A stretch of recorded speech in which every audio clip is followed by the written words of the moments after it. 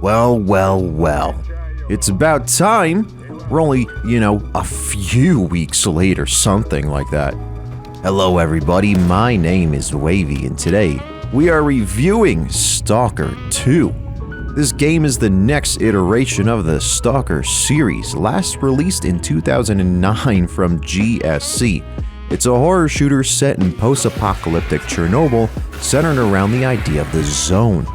An exclusion zone that has supernatural phenomena throughout it due to the disaster, as well as all sorts of special science experiments.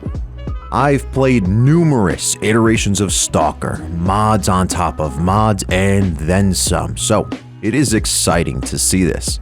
Now real quick before I get into all the fun, I just want to explain how I look at things. I like to be objective and judge games from multiple angles. I'm looking at three major categories I consider important to the overall product. First, the aesthetics, which cover creative elements like the environment, the sound design, and the graphics. Second, the software, which covers how the game plays, how it runs, etc. And the last is the game itself, where we'll look into the content available as well as the story and such. Each category is scored out of 10 and weighted equally. Don't worry, I'll hold your hand through it all. When it comes to aesthetics, Stalker 2 has a lot to offer. The map is honestly pretty good. Lots of buildings to explore, tons of locations, nice seamless map. It's pretty excellent.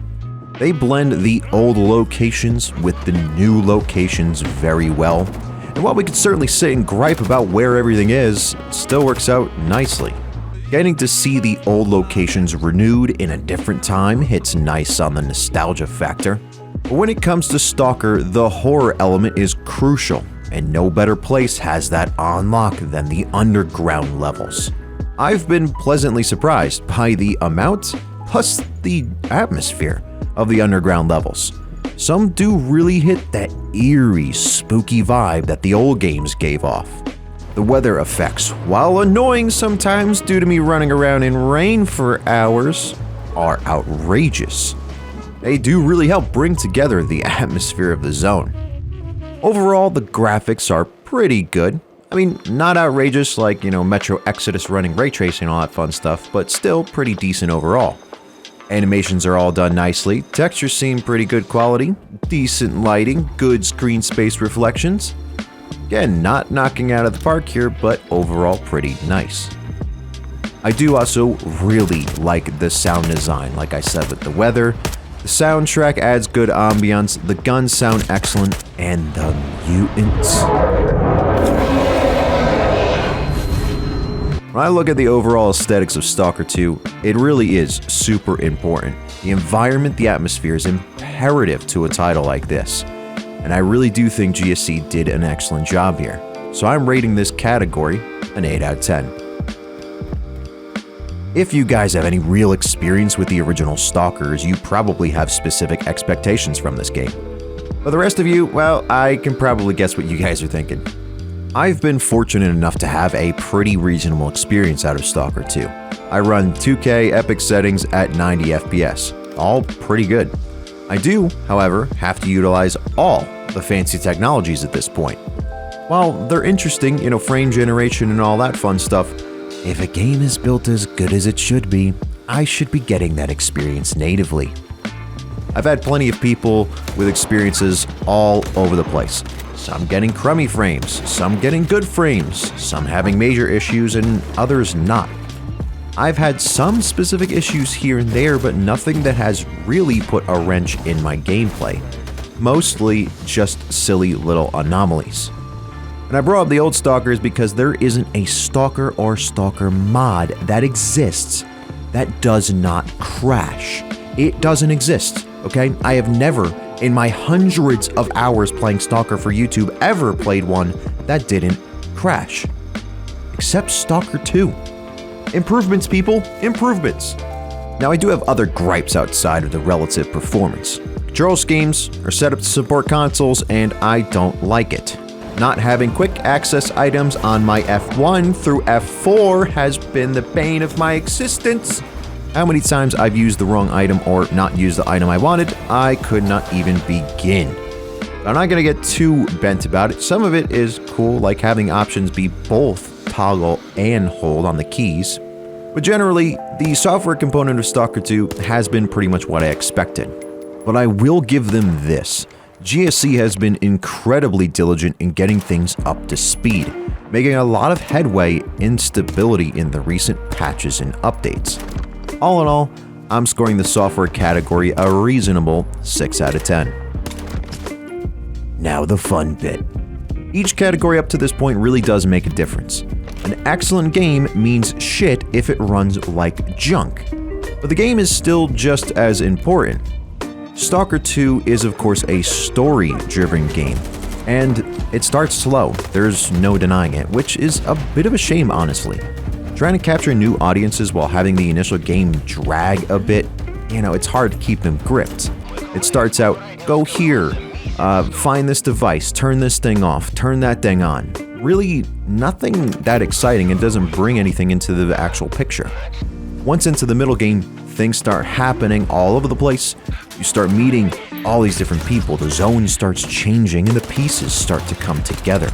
By the late game, all hell has basically broken loose, and you get a number of angles to take, different decisions that lead you down different paths. Well, of course, not the most exciting thing I've ever played, I still have to say that giving it an honest go and playing it all the way through was an enjoyable experience. A better part of that enjoyment was, honestly, the side missions. You'll meet a lot more people, visit so many more locations, and still actually see some things change in the zone in some of your missions. And I like that. I already talked about the atmosphere being pivotal to this game, and it is.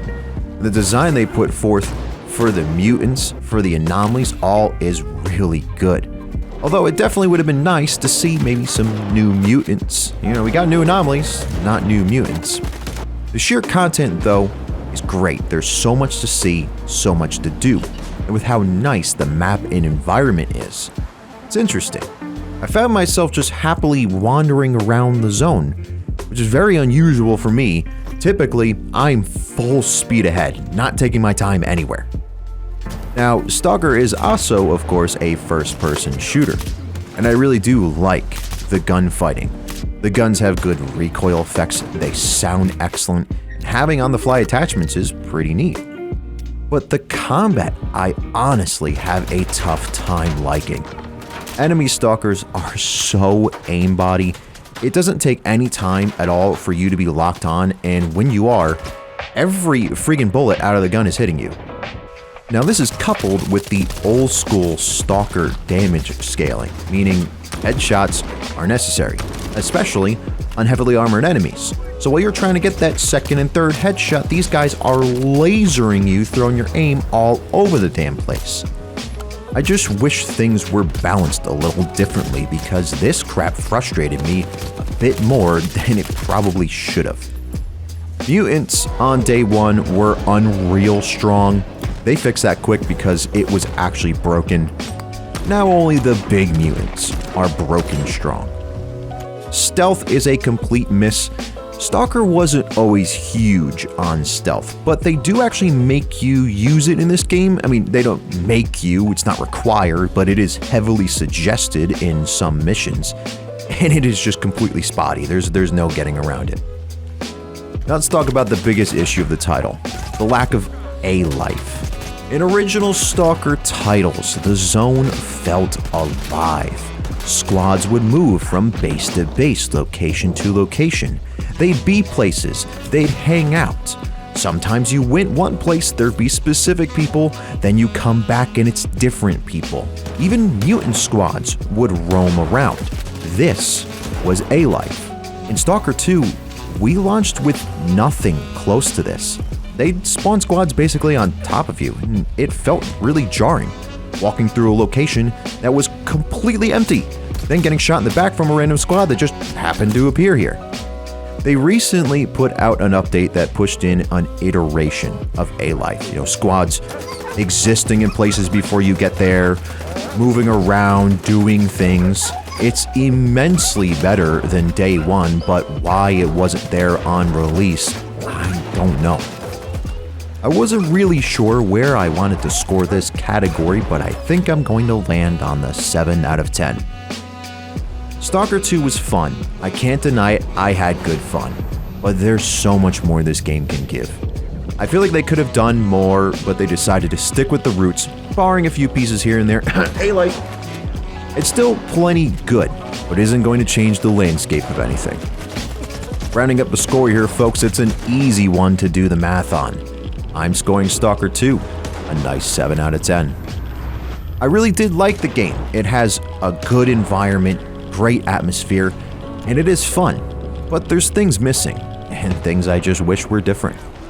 I will note, GSC has been super on top of updates and patches, only a couple weeks out, and they have made a good difference in making this title better. I'm mostly excited because, look, this is the new baseline. The original Stalkers didn't release to, incredible ratings. It was just one of those things, the charm, the experience, the environment they threw you in. It was such an interesting game. And it did grow a huge fan base that has done incredible things with the original game and the original engines. But this right here is our new baseline. Seeing everything that we have now to be able to build with is honestly one of the more exciting things. In any case, guys, that is my review of Stalker 2. I think it's a pretty fair score. I did like the game, I had fun with it, but if I had to pick a number out of the hat, I would have grabbed a 7 out of 10. It does have software issues, there's no getting around it. There are pieces missing from the game. Regardless of that, it still, in my opinion, is quite fun. The story is pretty good, the side missions, there's tons of stuff to do, and the environment and atmosphere really is very, very good. Hope you guys enjoyed this one. Peace out, and I will catch you on the flip.